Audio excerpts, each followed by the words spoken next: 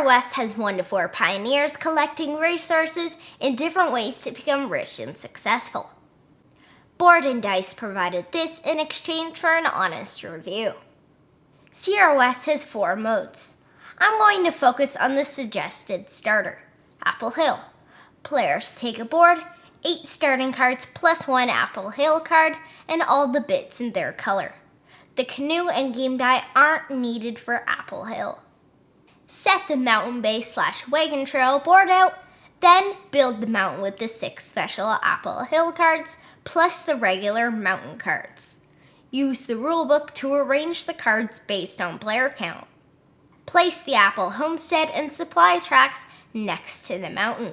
Place 1 disc in each player color and each of the bottom spots of the homestead track, and the green and red Apple Hill discs in the left spots on the supply track. Everyone places the 4 common animal tokens, plus Apple Hill's deer token, next to their player boards with the -3 side face up. Draw and place 4 cabin tiles face up on the market board. The rest go face down in the left space. Make piles for the resources, food, wood, stone, and gold. Place the mule nearby. Place the Apple Hill card at the bottom of your shuffled deck, then draw 3 cards. On your turn, you'll arrange these cards at the top of your board so they form a mountain image between the slits. Announce your displayed animals, if any. On your turn, they'll be able to trap or track. To trap, place a pioneer in the square with the bear trap, then spend a food, wood, or stone to flip over one of the animal tiles that matches the announced animals. Not only have you avoided losing 3 points at the end of the game, but you'll now have access to that resource during the game. I'll explain how soon. To track, place a pioneer in the tracker square when an opponent moves up on the homestead track. You gain 1 of the matching resources. In Apple Hill, you can't track if someone moves up the Apple Homestead track. Whether you've trapped and or tracked or not, start your turn by putting the matching pioneer on their track. You can choose how you move them. Want one to race to the end, then move the other? Go ahead. Want to move them each 1 space at a time? Sure, why not? You can even move one a couple spaces, then the other, and then the first again. What you can't do is move back to the left or skip a dangerous action that's outlined in red. Most card icons are pretty straightforward. Gain 1 or 2 resources, or gain the mule, or, with the boot, move 1 or 2 spaces up the mountain. The animal skin allows you to collect all the resources shown on your trapped animals. The shovel action allows you to claim the face-up mountain card you're on, or build a cabin. The brown cabin can only be built on the brown space on your board. Guess where green cabins can be built? Anyhow, you'll lose 3 points at the end of the game for each cabin space without a cabin on it.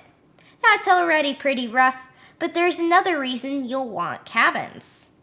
Building 1 gains you the bonus shown, which can range from gaining gold each time you activate the double boots on your card track to paying 1 fewer resource to skip a dangerous spot.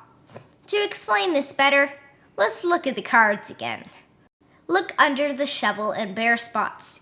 You need to pay a resource just to use the shovel and 2 resources to avoid getting hurt by the bear.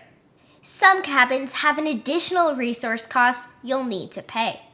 On the bright side, tokens slide to the right between rounds, making them cheaper. You can't build over cabins, so think before you build. When you wish to activate a cabin's ability, you must use a pioneer that didn't trap or track the previous round. 1 pioneer type activates the brown cabin, and the other activates the green cabins. At any point during your pioneer movement, you may move the pioneer from the cabin to the path, but not the other way around. Choosing which ability to activate plus your card order can be really powerful. Once your pioneers have finished moving, the ones at the end may climb the summit. This just means you trigger the action at the top of the cards. But you have 3 cards and only 2 pioneers.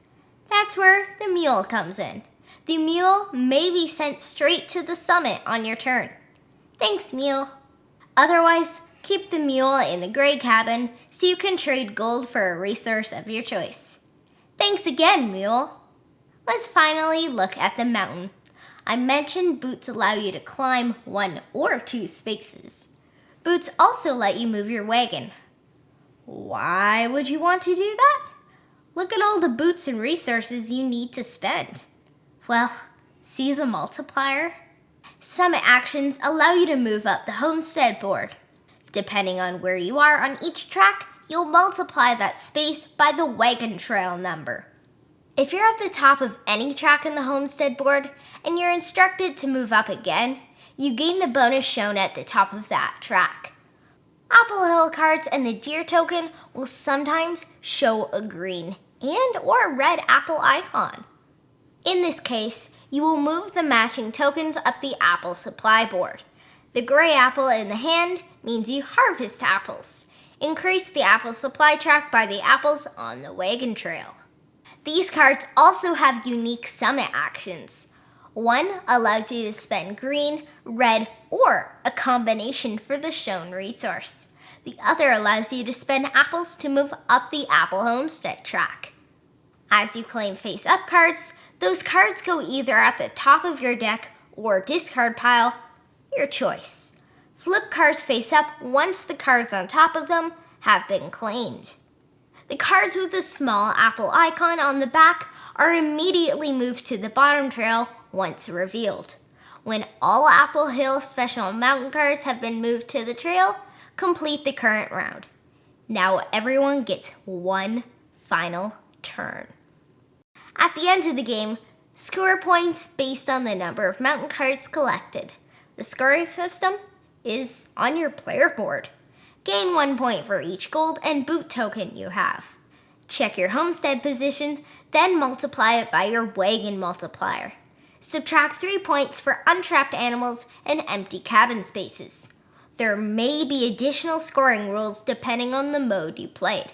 The winner is the player with the most points. Play cards, maximize your actions, claim cards, and push your wagon forward. Don't forget about trapping and tracking. That's Sierra West. Sierra West's box claims it can be played in under an hour. Maybe the solo game can be. Our plays, including setup and takedown, which isn't quick because of the mountain, are just under 2 hours. Play this on a dining table. Player areas, the mountain, and other bits take up a fair amount of space. You have to manage your hand and resources, plan effectively, and pay close attention to the game's date and time remaining. Math is simple addition and multiplication, and that's just for the endgame scoring. There's no reading, but there are lots of symbols and icons. They make sense, and there are references. Still, I'd save this for 10-year-olds with gaming experience. In our third game of Sierra West, we were playing the Gold Rush mode. Mom was so excited because she stole the dynamite and lantern from us. Both were 3 extra points in that mode. She was like, uh-huh. She didn't even use them. Anyhow, I stole the lantern and used it. Then Dad stole both items from us on the final turn. Nasty, but fun. I really like Sierra West's clever card usage. You need to carefully think about your card order and what you need most at that time in order to maximize your turn. The card backs and corner icons make decks very easy to tell apart. This saves a lot of time during setup and takedown. Time. Yes, this game does take a while to play. I recommend playing Apple Hill a few times before playing the different modes. Your learning game will probably take over 2 hours, and your second game might as well, so stick to the simplest mode. After that, you should be able to zip through even Outlaws and Outposts in a little over 90 minutes. On someone else's turn, you're not only planning your card order, but those trap and track actions mean you are still engaged. Brilliant! Trapping and tracking are such a smart design. They're tied to the cabins, and both are tied to endgame scoring. If you're not trapping and tracking, you'll miss out on in-game resources, and uncaught animals will cause you to miss out on victory points. If you choose to trap or track, though, you cannot use a pioneer to activate a cabin action.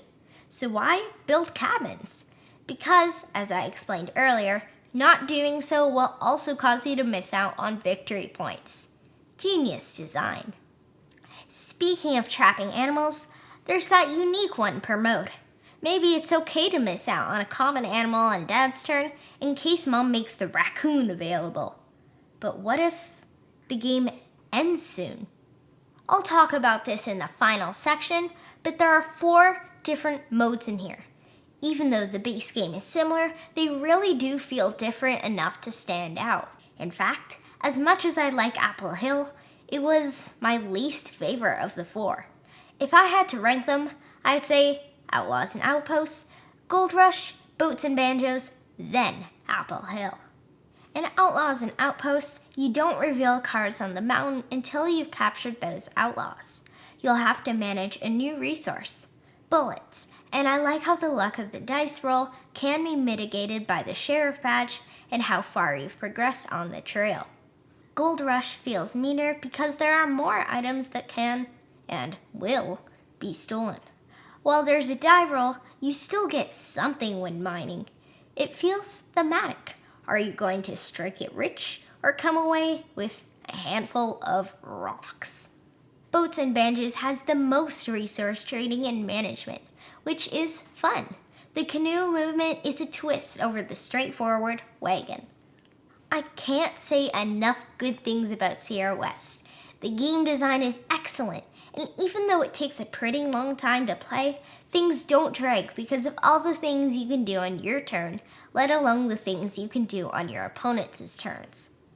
The publisher easily could have sold this for $50 Canadian, then made each mode a $20 expansion. Instead, they packed everything into one $50 box. You get a really good value and variety here. If the game was only Apple Hill, people might have been like, yeah, it was good. But thankfully, they don't have to. I highly recommend Sierra West.